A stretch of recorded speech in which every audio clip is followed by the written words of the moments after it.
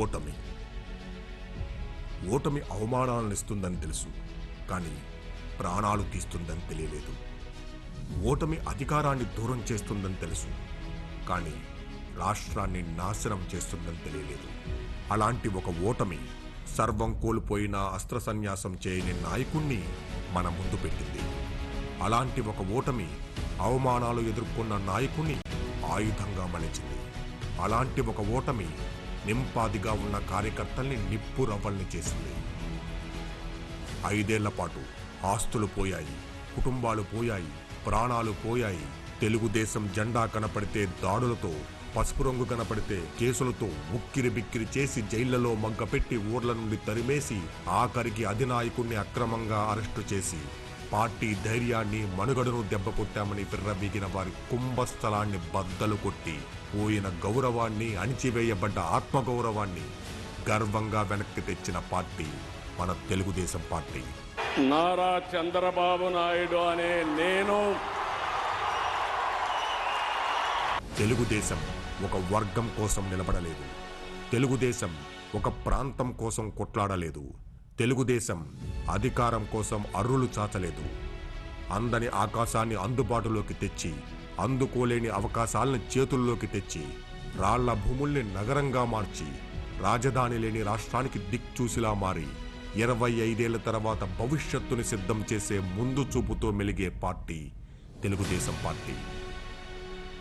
95 నేను మాట్లాడింది ఐటీ మాట్లాడాను. ఈ రోజు నేను మాట్లాడేది ఏఐ మాట్లాడుతున్నా, ఆర్టిఫిషియల్ ఇంటెలిజెన్స్ మాట్లాడుతున్నా. ఓటమితో కృంగిపోక, అవమానాలతో దిగులు పడక, అణిచివేతతో దిగాలు పడక, రాజకీయ వైకుంఠపాలిలో పాములనే నిచ్చెనలుగా మార్చుకొని హేళన చేసిన వాడే వణికిపోయేలా నాయకత్వాన్ని రూపొందించుకున్న పార్టీ మన తెలుగుదేశం పార్టీ. మీ దగ్గరికి నేను ఎన్నికల ప్రచారంలో వచ్చినప్పుడు ఒకటే అడిగా, నేను 5300 ఓట్లతో ఓడిపోయాను, దాని పక్కన ఒక 0 పెట్టి నన్ను గెలిపించమని నేను కోరాను. అందరి దిమ్మ తిరిగే విధంగా 91,000 మెజారిటీతో నన్ను మీరు గెలిపించి శాసనసభకు పంపించారు. ప్రజల జీవన ప్రమాణాలు పెంచుతూ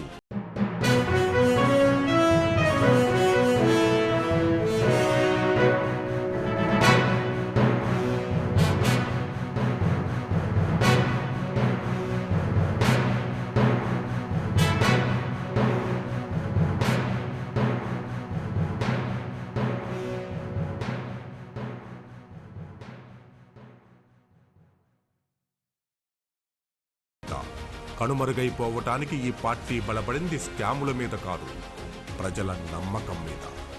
మార్పుల్ని స్వాగతిస్తూ, అభిమానానికి పట్టం గడుతూ, నిత్య నూతనంగా, నిరంతరంగా ప్రవహించే జీవనది మన తెలుగుదేశం పార్టీ.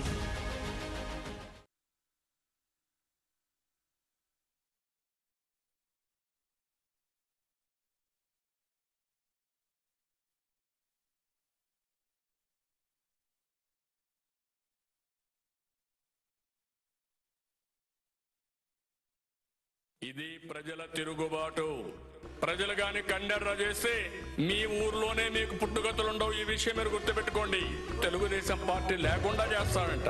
నిన్ను పుట్టించిన దేవుడు వల్ల కూడా కాదు. కబద్దార్, జాగ్రత్తగా ఉండమని హెచ్చరిస్తున్నా.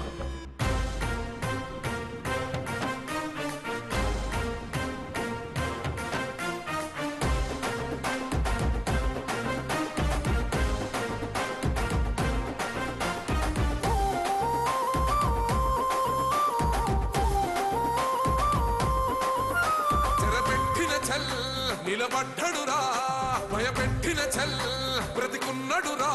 ఆడబిడ్డలని నిందించినరు, కార్యకర్తలని వేధించినరు. ఓర్చుకొని ఓర్చుకొని కట్టలని తెచ్చుకొని చూసుకొని దూసుకొని గర్జించి దూకినడు చల్. ఓహో చూలు విప్పి దూకినది ఎల్లో సింహము.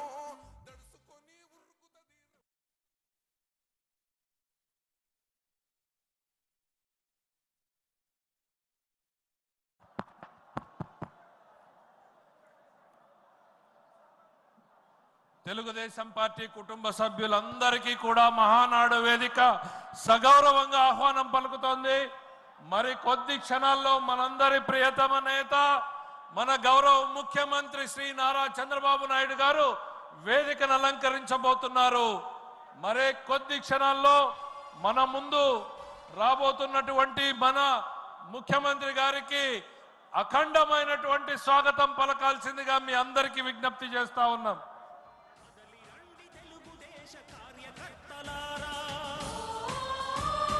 త్యాగాలకు వెనుదీయని దేశభక్తులారా కదలి రండి.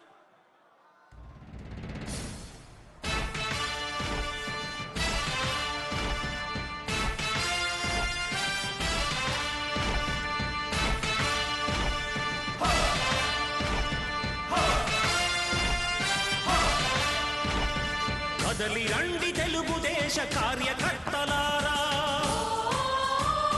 త్యాగాలకు వెనుదీయని దేశభక్తులారా. కదలి రండి తెలుగుదేశ కార్యకర్తలారా, త్యాగాలకు వెనుదీయని దేశభక్తులారా. నందమూరి ఆశయ రథ సారథ్యం మీదే, చంద్రబాబు స్వర్ణాంధ్రకు నిర్మాతలు మీరే.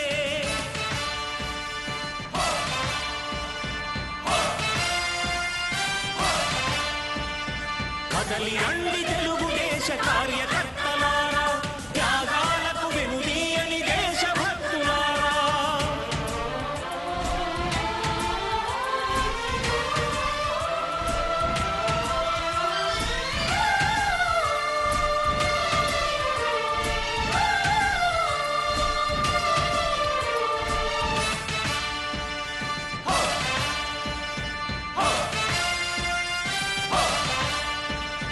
పార్టీకే అంకితమై పనిచేసే మీరు దేశంలో నిలిపారు మన పార్టీ పేరు.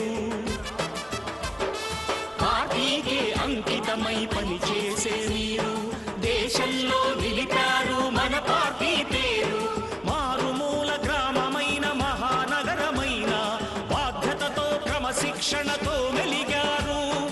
ఆశయాలు పండించే జీవనదులు మీ సేవలు, మీరే మన రాష్ట్ర ప్రగతి సౌధానికి పునాదులు. అణుశక్తికి కోటి రెట్లు మీ శ్రమ శక్తి, ప్రజలకు చేకూర్చనుంది సుఖము శాంతి. నందమూరి ఆశయ రథ సారథ్యం మీదే, చంద్రబాబు స్వర్ణాంధ్రకు నిర్మాతలు మీరే.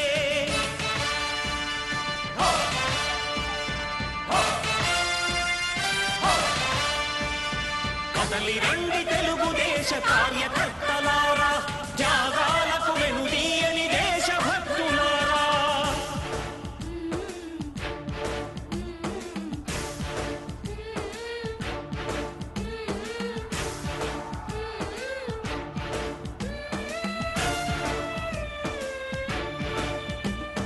పగలురేయి పార్టీకై కృషి చేసి మీరు ఎన్నెన్నో విజయాలను సాధించారు. పగలురేయి పార్టీకై కృషి చేసి గౌరవ పార్టీ అధ్యక్షుల వారిచే